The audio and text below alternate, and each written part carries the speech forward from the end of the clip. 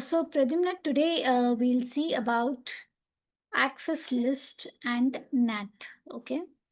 Okay. So ACL, what we have seen here as a key feature is inbound ACL and outbound ACL. Okay. So inbound ACL, what will do is it will actually filter the packets in the incoming interface. So filter outbound is outgoing traffic. So outgoing traffic is nothing but LAN to WAN, okay, from your end to internet or to the external network. Okay, that is outbound traffic. So it is going to filter before it leaves the interface. Which interface it is going to leave? Actually, it is going to leave the WAN interface, right? Inbound traffic, the incoming traffic, okay? So the incoming traffic is between WAN to LAN. That is incoming traffic. So that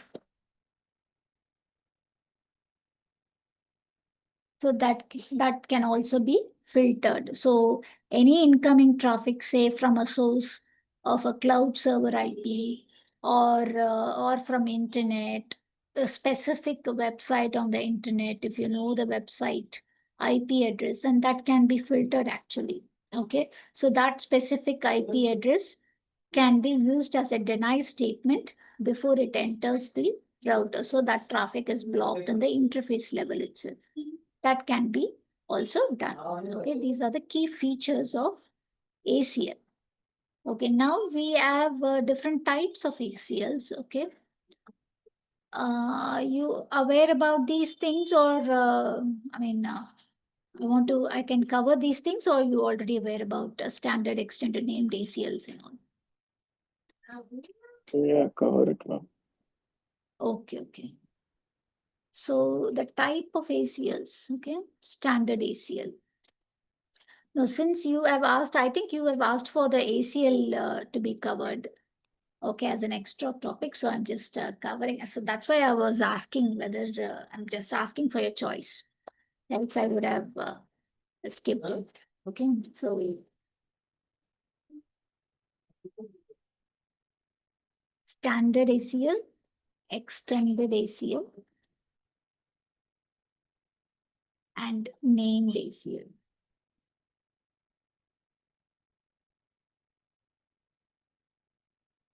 These are the three types of ACLs, okay? So standard ACL, it actually filters based on the source IP address. It is very simple statement, okay?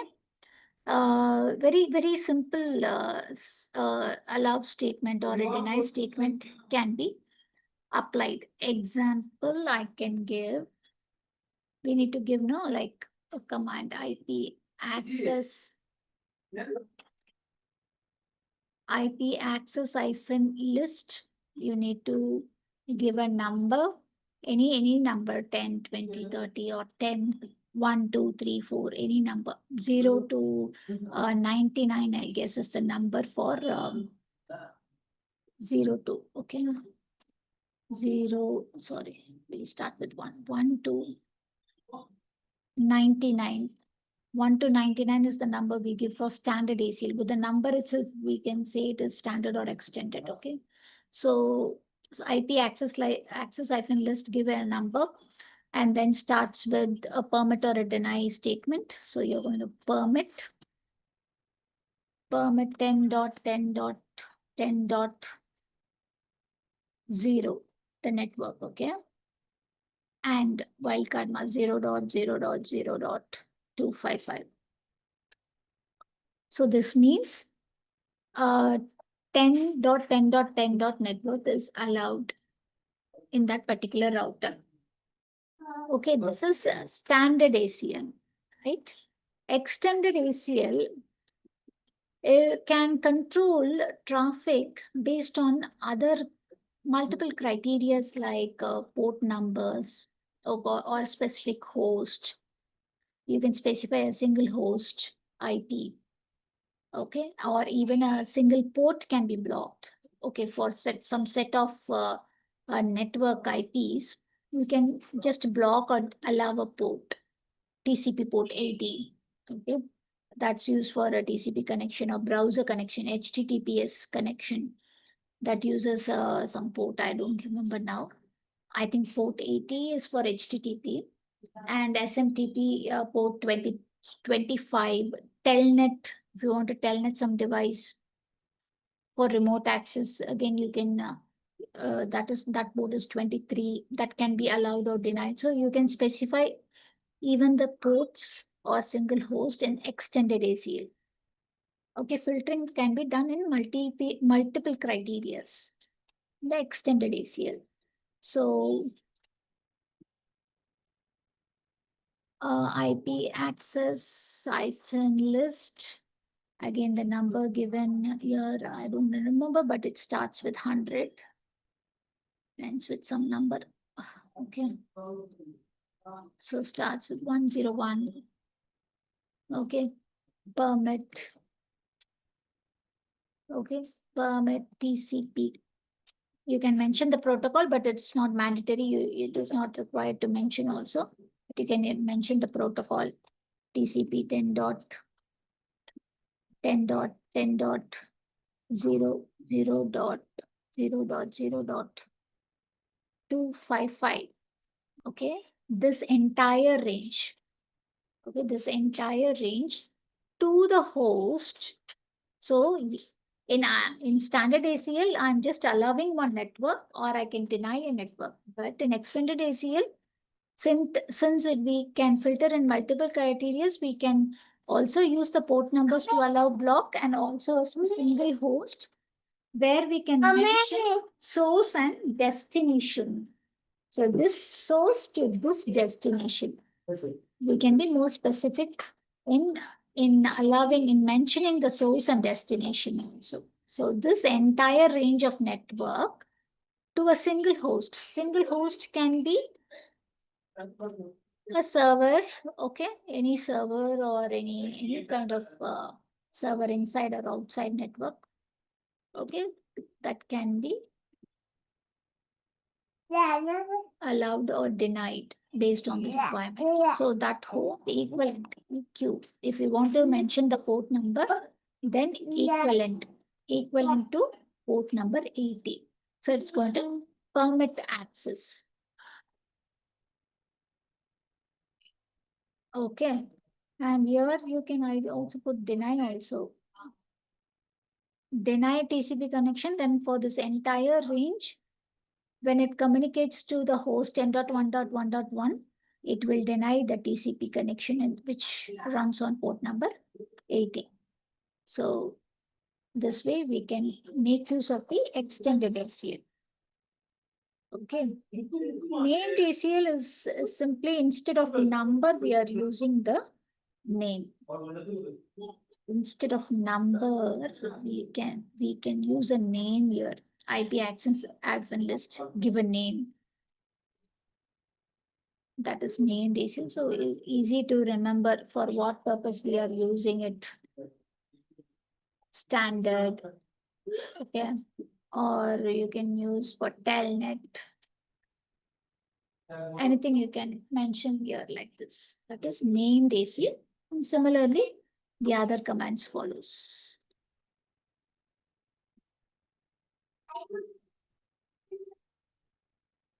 Okay. So basically, ACLs are applied for applying for applying filters on the network traffic. Okay, you are controlling some traffic. You can apply controls. Without ACL, if you think that it's like everything is allowed. Okay, you are not going to enable routing, then it is denied. If a specific route is not enabled, then all traffic is denied altogether. And if you want to allow, then everything is allowed. So you want to control some certain level of traffic with the help of ACL. Okay. So it will actually improve the security, traffic control, and also like reduce the unnecessary traffic, improves the network efficiency. So it actually improves the security. So you can, if anybody asks you why we want to apply, or in what ways you can apply security on your network or on your router, what commands you will use to apply security. Okay, at that time you can mention on the router level, you can apply ACL, right? On the, once again. Okay, so where I left, yeah, if somebody asks you about how you will apply security on router level, you can simply say you can actually apply ACLs. But on the switch level, if you ask how uh, how security can be applied, but in various ways in switches, like you can also apply ACL on the switch. You can apply port security, okay, or you can apply spanning tree BPDUs, filter, those uh, those things and all you can explain. Okay, in the switch, there are actually, you can mention whatever, like we've gone through, no, about the port security, the inside spanning tree, you can apply spanning tree command on specific interfaces where you can deny access to specific host or specific device by sending BPDU packets or becoming a root bridge. You can explain those things on security part. Okay. So it is actually, it improves the security, it controls the traffic, okay, like allow, deny can be done. And it is also like it's going to reduce the unnecessary traffic.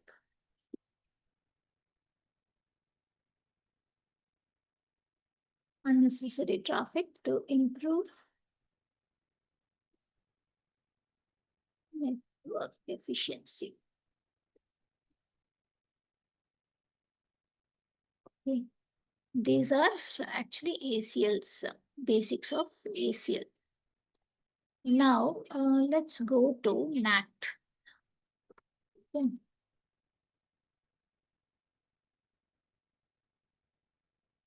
Because in NATing, we are actually applying ACL for a NAT. So that's why I thought of like just give an overview about ACL and then start NAT.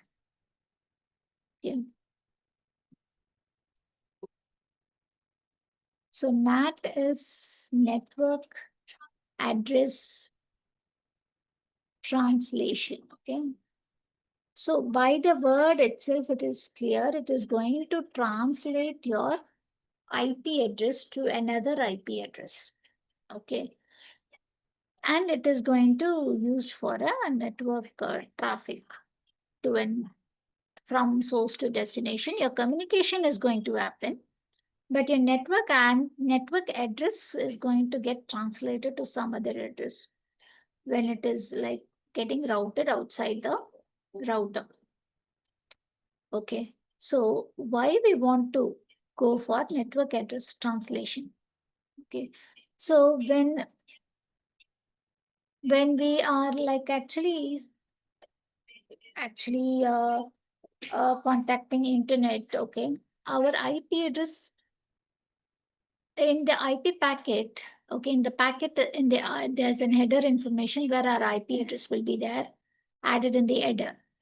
So when the packet actually goes over the internet, there are chances to hack packet, open, read what is the source IP address, okay. So our IP address is known by anyone over the internet. So what they will do, they'll try to send any traffic to our IP, okay, to infect our machine with malicious or virus or softwares, anything. Once if that is infected, what is going to happen? Then it's going to infect our entire network. If one PC in the if one PC in the network is infected by virus, then it is going to easily spread to all other machines. If all the machines are in the same network, definitely yes. Okay. So immediately, if at all, if you identify if some PC is affected, okay, by a virus when you are connected in office network or some huge network, then immediately you need to isolate your machine immediately so that the virus is not getting spread to the other computers. So immediately it will happen. It will immediately happen. It will make your entire network to go down. It will shut down your network. PCs shut down your network in the sense it is not going to affect your switch or router, but it's going to affect all the machines. It's going to affect your servers, which are all are Windows based or Linux based, all are operating system based, right? It's going to affect everything. So that means your network is down. But router switches will not be affected because router switches and all are running in a different operating system. So the virus is not going to affect your network devices, firewalls, routers, switches, hubs. Nothing is going to be affected. So, but router and switch has a feature, okay, for this feature for NATing, so that it is actually going to translate your IP address. Okay, so what happens here in the NAT is for one single IP, I'm going to, so I'm when I want to contact my internet, I'm going to change my IP when I get exit from my router. So my IP is 10.10.10.1. If I go out from the router, my IP will be 192.168.1.1. And I will get whatever the desired page from the internet browsed. Whatever I want, I'll get the information from the internet as 192.168.1.1. Again, when I come back to the router, my IP will be changed back to my original private IP, 10.10.10.1. And then I will just normally work as it is without knowing what's happening behind. So this translation is happen just to make sure the IP or the information, whatever is getting browsed or goes out of the router is actually safe and secure because your header information is changed. This is one thing. Another thing, in the place of NAT also, now we have a proxy server being used. Okay, so a server is placed, proxy server. So all your internet browsing traffic will go to that proxy server only, not to direct to internet cloud. No, it will go to your proxy server, whichever is hosted inside your office. It will go to the proxy server. And from that server, it will be connected through firewall and an exit interface going to the internet, to the outside network. So this proxy actually does this work. It is going to manipulate all the information, source information. So as if from the outside network, only the proxy IP is seen. Okay, and all the information, web pages information are getting stored in the proxy server and that is getting translated to the user. So user will not know who is sending the desired information, whether it's proxy server or it's direct from internet. User is least bothered about that because proxy server does all these functions. It is securing all the IP addresses being visible or transparent to the external network. Okay, that is again one way of securing the network. Okay, that is one method. And also, where exactly NAT can be used is, So anyways, we are going to use for network translation, right? So I have a public IP. I want to use that public IP for I mean, public IP is basically used to reach internet owner, right? Private IPs are going to be used within the local area network. So I want to reach internet. So I have an office, I want to reach internet. So obviously I'll purchase one public IP. Okay. Likewise, I cannot, what to say? I cannot directly reveal my IP, private IP to the public network. Okay. And at the same time, I have multiple hosts in a single network, say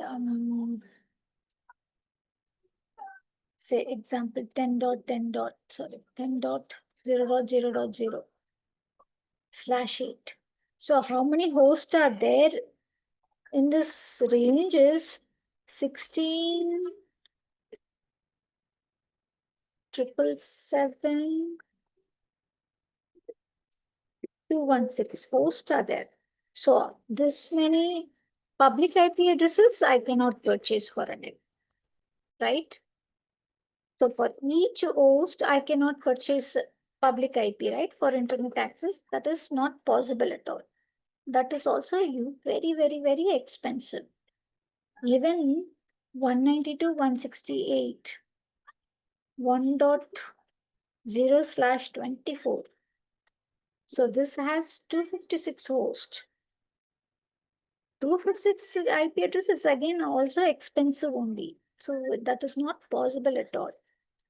So what I'm going to do is I'm going to translate, okay, my private with the public IP address, or in between I'm going to use a separate IP address to translate in the IP packet, okay, in order to reach the outside network. So outside network can be anything. It can be a different office, or it can be an internet, or any cloud server, anything maybe. Okay. So for that purpose only, NAT is used, not within the network. Okay, not within your local LAN. NAT is of no use. We are not going to use NAT within the network. When your traffic goes outside, at that time, NAT plays a major role in translating the IP information. Okay. So in NAT, there are key terms which you need to know. Okay. Inside local, inside global, outside local, outside global. Okay. So inside local, by the word inside itself, it is your actual private IP, okay, that is going to represent one or more device on the inside network. Sorry, it is the actual IP address assigned to the inside network, private IP, okay, private IP assigned to a device inside network. Inside network is your local LAN, private range. Inside global, actually a public IP. Global itself is a public IP only. Okay, public IP that is going to represent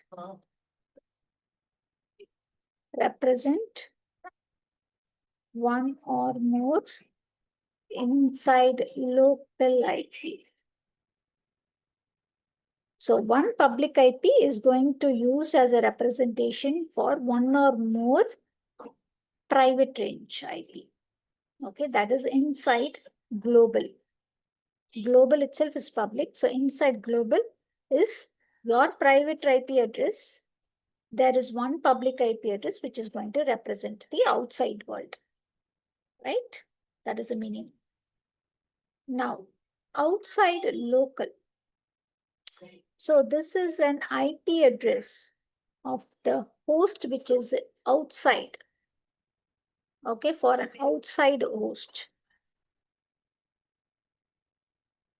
Okay, outside host in the sense it's going to be an IP address, okay, of an outside host that appears to the inside network. It's an IP address outside over the internet. Okay, that host as it appears to the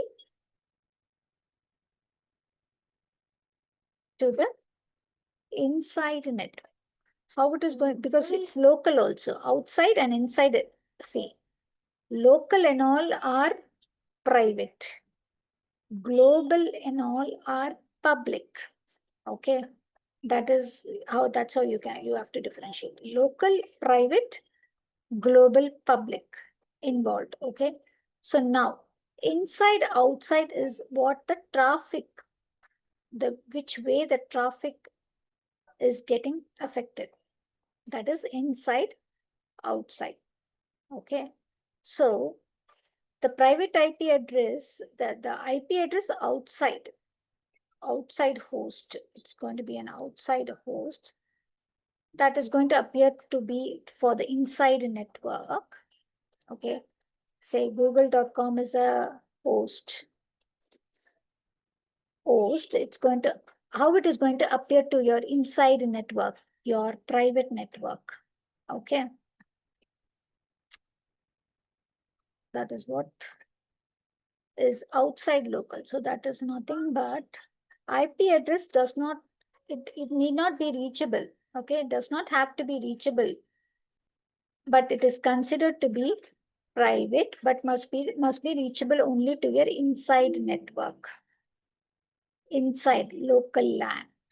Okay, it should be reachable only from your LAN, not from, it is not necessary to be reachable from your home network or anywhere, but it should be reachable from your inside network because you have a routing which is already in place. Okay. Outside global is purely a public IP assigned to the host,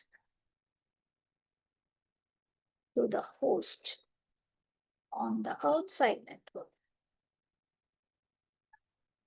So local is private, global is public, right? I mentioned, so it is a public IP to the host in the outside network, is not on your local LAN, it is outside network on the WAN. Okay.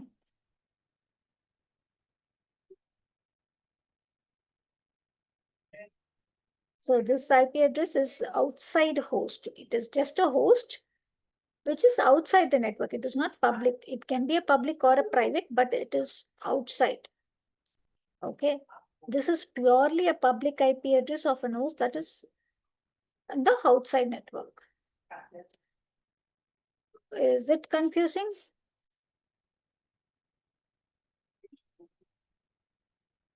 You able to follow these terms?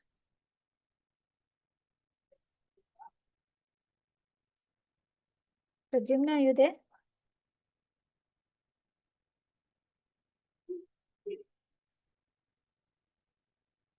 Yes, ma'am. Pradyumna, are you there?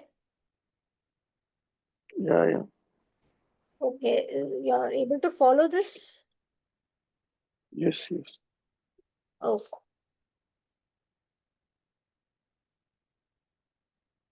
Fine. So these are the some important terms that you need to understand in NATing terminology. Inside local, inside global, outside local, outside global, right? So now let's see about different types of NATs that are available. Static NAT, hold NAT, and PAT, port address translation.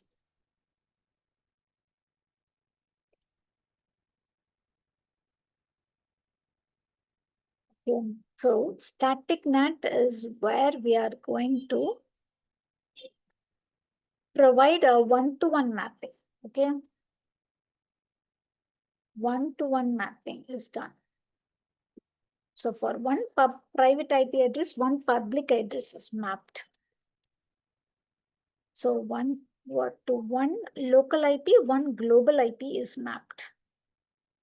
Okay, that is one-to-one mapping, static NAT. So 192.168.1.1, there's one public IP.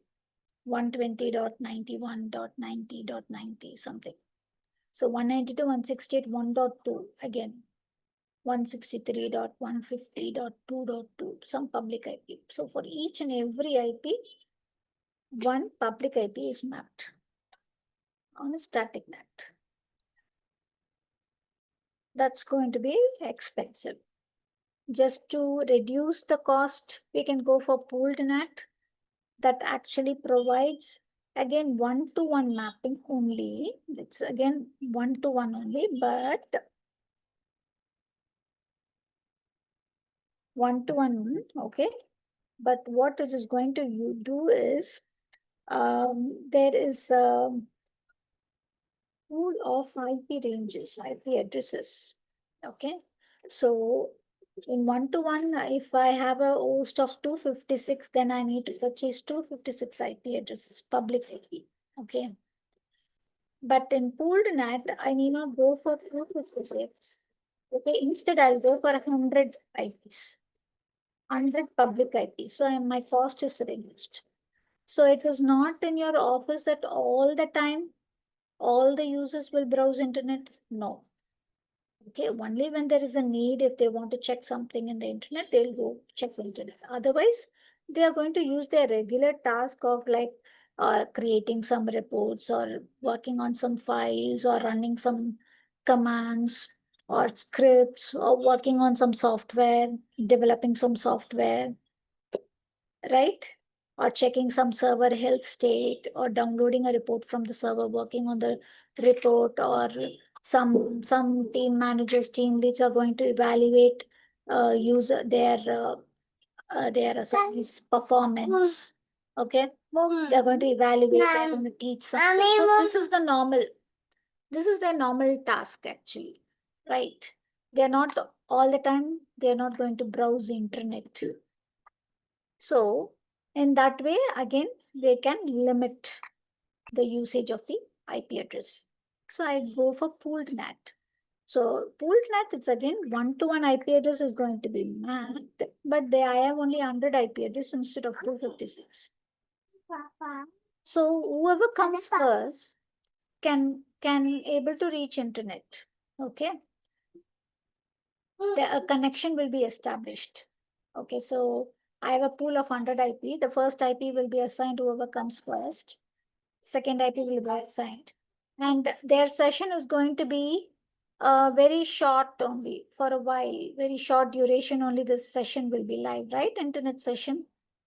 Otherwise, they're going to use their normal work. So at that time, there will be a NAT idle time, where once the idle time is over, that session will be closed, that TCP connection will be closed automatically, so that IP is getting freed for the other person to use. Okay.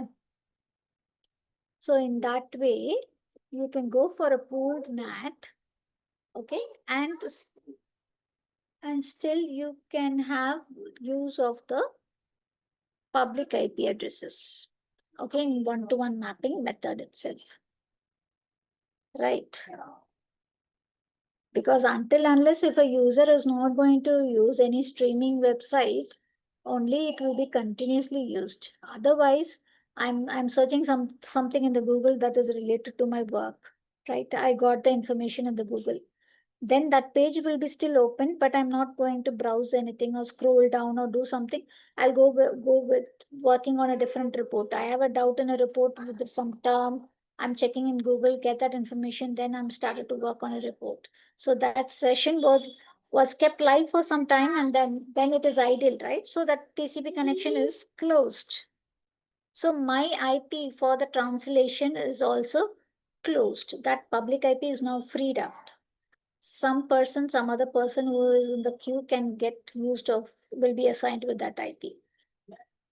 This is how a pooled NAT will work. Okay. PAT. PAT is port address translation.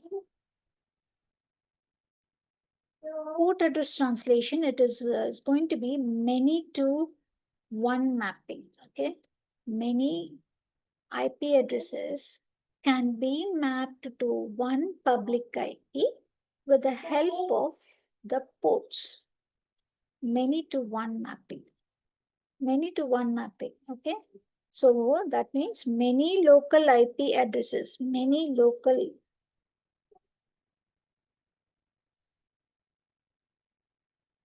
IP addresses can be mapped to one global IP or private IP.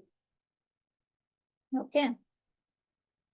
So this here actually you need to configure this in a router or in a firewall kind of a device where this mechanism, it works to identify different port numbers.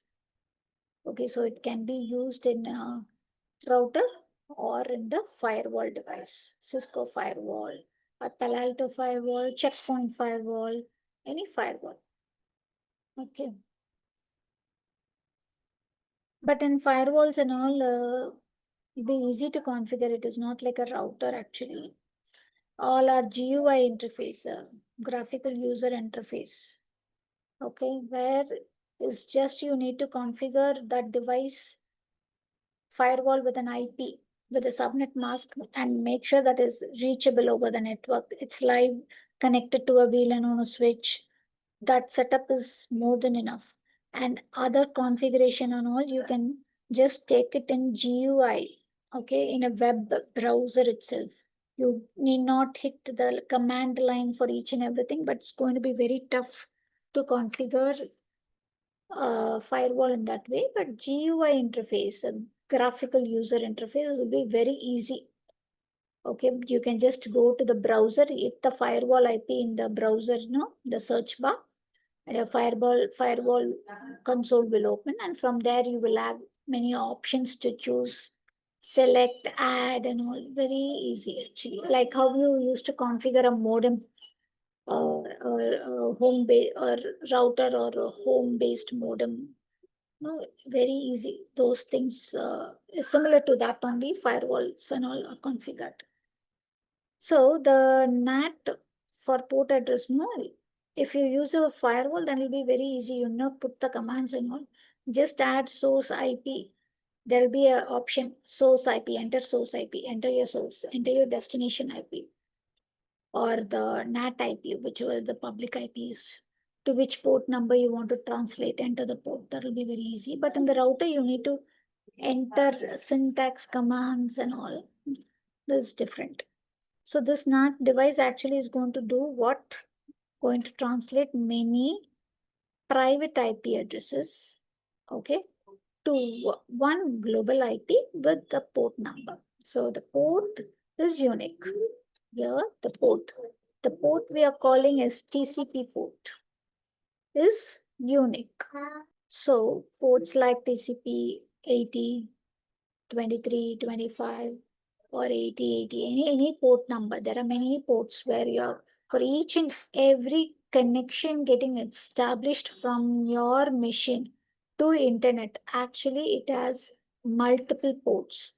So for each connection getting established, it is working on individual port numbers. That port is getting opened. TCP connection is opened. Okay.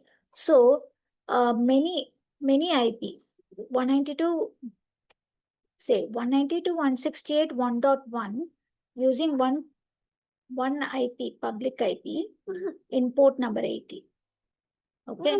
And same 192.168 1.2 device is also using the same public IP, but on a different port, TCP port number 25. Again, port number 50, or port 8080. So for same public IP, many TCP ports can be opened to allow access. That is port address translation. Okay, that way it is be more cost effective for any organization, and also in a more secured way your translation can happen over internet. Okay, these are the 3 types of NATs actually. So far you have any doubts in NAT? No, ma'am. Yeah, thank you.